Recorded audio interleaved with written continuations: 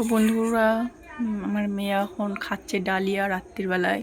তো শরীরটা ভালো নেই, খুব জ্বর, তারপরে আবার টনসিল ফুলেছে ঠান্ডা লেগে। তাকাও পুরোবি একটু এদিকে। তো গিলতে পারছে না, তাই ডালিয়া বানিয়ে দিয়েছি ফেনা ফেনা করে, এই যে ওটাই খাচ্ছে। তো মুখের এই জায়গাটা খুব ফুলে গেছে, এই যে জায়গাটা ব্যথা আর ফুলে গেছে।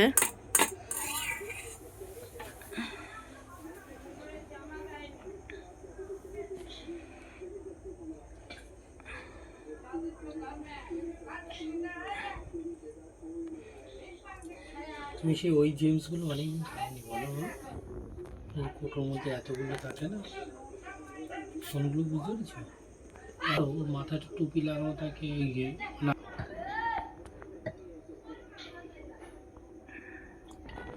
তো আমার রুটি বানানো কমপ্লিট, রুটি বানিয়েছি।